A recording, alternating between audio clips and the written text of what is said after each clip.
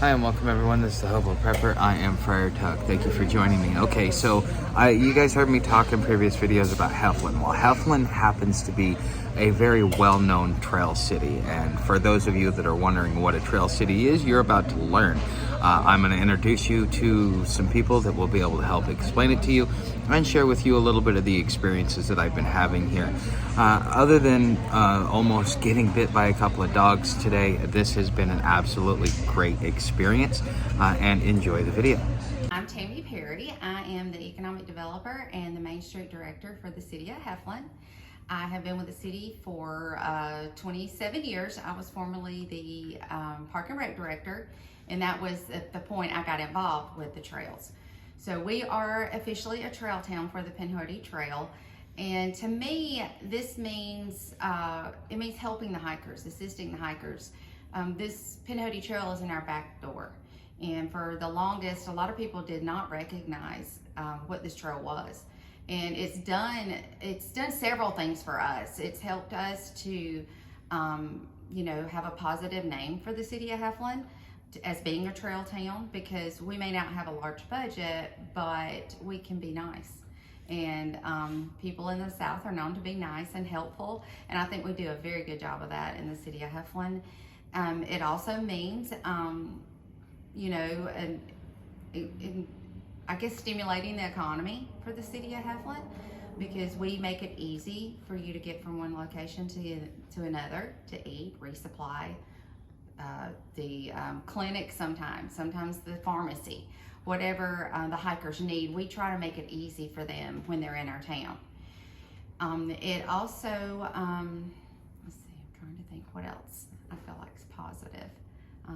It's all positive. I think we, personally, we love meeting the hikers. We love hearing their stories, where they're from, and where they're going. And everyone's story is different ages, different points in their life. They're seeking something different, and it's just so interesting to hear their stories and just kind of figure out what the trail, and hear about what the trail does for them personally. And what I'm hearing from hikers is, if we support the trail and we support hikers, so therefore they want to support us. And I believe through time, and I've seen this happen more and more, that the hikers make it a stop. They make it a point to stop in the trail town. I think ours grew naturally simply because it was such an easy part of the trail, such an easy part to get off the spur and come straight to downtown Heflin. And I've seen it get stronger with the city of Piedmont, because they have embraced it, and they've got someone there that had realized the need. So now automatically I hear people saying they're going to leave Heflin, then they're going to go to Piedmont, because they've made it easy for the hikers to get off the trail and come to Piedmont.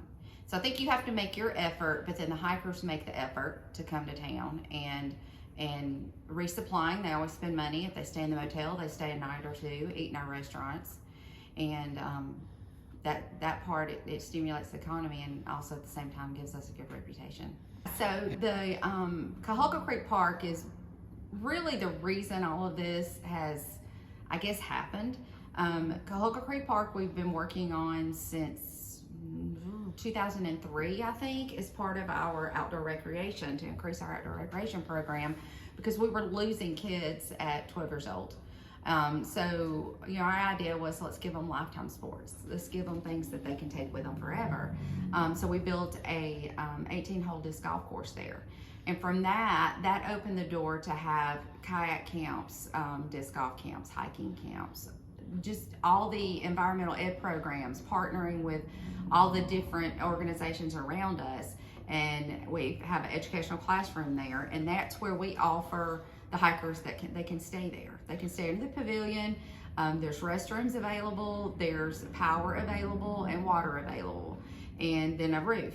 So, and all we ask in return is to let us know when you're coming. We can let the police or anyone else know that you're there, and they, the community now knows when you're there what you're doing and why you're staying there. So we offer that as an option for people that don't want to stay in the motel. I think their story, and more than anything, like I mentioned before, it not only has educated us as how close the trail is and what the trail provides, Luckily during COVID, it happened, the big, we brought this out right after COVID. So our locals was getting introduced to the trail. So not only has it made us a trail town, our locals also realized, hey, the Pinhoti's right here. And they've started hiking. And they've started they've just started discovering the trail, which you would think that they would, that we live so close, but you don't. People don't want to just, oh, I'm going to go hike today or tonight or whatever. They kind of need some direction. So they have connected with the Pinhoti Trail Alliance or the page. And when the hikers come in, it's almost like you're famous. Like the locals always want to talk to the hikers and kind of, they'll say, you're hiking. They recognize you now. Mm-hmm. So it's become part of Heflin and what we are, and I think it's just bringing, a positive, a positive vibe into Heflin about the trail. How do you think Heflin, especially with the pandemic, how do you think Heflin would have fared if it wasn't a trail town? Do you think that it would be as vibrant? Do you think that it would be as stable? Because this is probably one of the more stable small towns I've seen. I think it would have. I think it would have still grown, maybe a little slower. But we had, several famous YouTubers that come through, several famous hikers that came through, made it part of their trail, and they made sure they stopped in Heflin. And I believe it would have grown, but I think it would have been just a little bit slower. Because at that time they had closed some of the larger trails, and people were they had planned their hikes. They just didn't know where they were going to go. They wanted to go somewhere, so they heard about the Pinhoti. So I think it would have grown. It just probably wasn't as fast. So regardless of the trail, if a city wants to become a trail town, what advice would you give them? I don't think everyone can be a trail town. I think it has to work for you logistically to be a trail town. I think your community has to buy into it. We have stores that offer, the hiking fuel. We have stores that, have tried to target, get the things that the hikers need. And they have to, be here to help you also. Like I have people that I can call that have no affiliation with the city. Hey, can you pick, this hiker up? Can you help me? I can't get this hiker. And it's kind of, it's they're interested also. So they want to help. Okay, so it's more about building a reputation than it is signing up on some board or some alliance or anything else like that? It is to me. Okay. Personally, I think so. What do you think the best part of being a trail town is for you and for the community? I believe, just like I said, we're not a large city with a large budget, and it takes community to do what's needed for the hikers. It takes, people that will pick, that may not get the call into City Hall, but is a local that will pick a hiker up because they know what they're doing.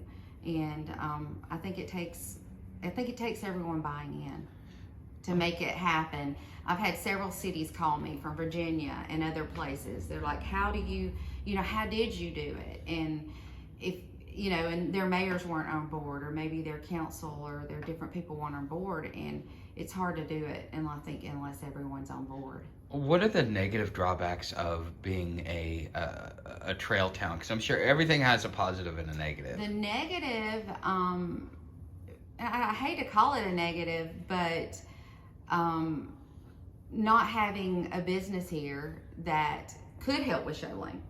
It kind of like, some weeks when a lot of hikers come in, it's kind of hard to get them everywhere they need to go, and we may not be available for what we said we would be available for, and I think that can turn into a negative. But we do have a business that is planning to come here and start offering a shuttle service after June.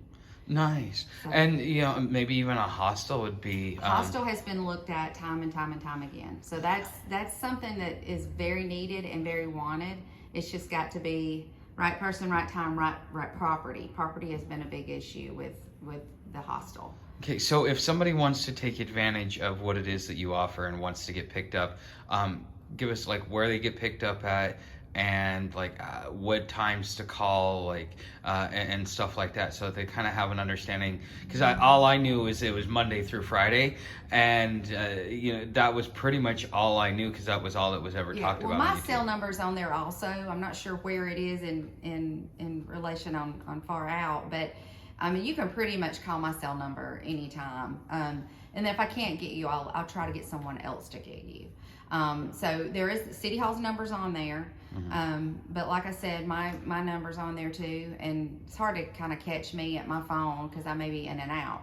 So, but you can dial 0 for Katrina here at City Hall, and she's can help get someone to help you too. But like I said, my cell number's on there, and I don't mind, you know, helping people from that, because after hours, I do a lot on after hours. I do a lot on weekends, because a lot of hikers come in during, you know, the weekends. So if it's where I can, I'll personally help or have someone help you. Nice. All right. So I'm here in Heflin, and the mayor gave me a ride to Alerta. It's a Mexican restaurant. I'm gonna show you and so per usual, they have the chips and the salsa. Looks really, really, really good. And I'm still trying to figure out what I want to order, but I will show you guys what I order and how good it really is. So for those of you that have helped me out in the tip jar, I want to say thank you, because without you, this would not be possible. Great thing about a Mexican restaurant is the food is inexpensive, not cheap, but inexpensive. And so you can get a lot for very little. These are taquitos. Nice presentation, look at that. You want some, and they're really, really good too. And the beef that they use is really good too. Now that my main course is here, I got myself an enchilada with beans and rice. I was expecting the enchilada to be much bigger, but everything else has been really fulfilling, and I'm betting that it's quality ingredients. So this has been a really good meal altogether. So far, my favorite part of Heflin is the fact that the park that they have all the hikers stay in, it's right by a lake. So I'm in a pavilion under shelter with my hammock, and I get to view a lake. I've missed the last couple on the trail,